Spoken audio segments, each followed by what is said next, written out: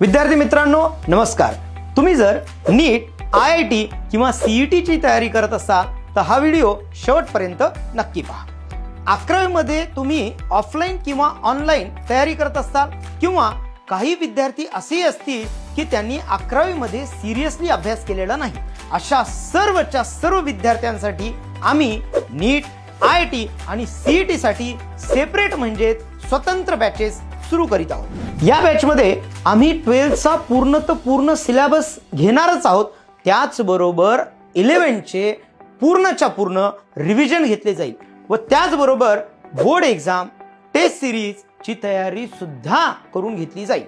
या बॅचेस मध्ये ऍडमिशन घेण्यासाठी आपल्याला IIB फास्ट एक्झाम द्यावी लागेल.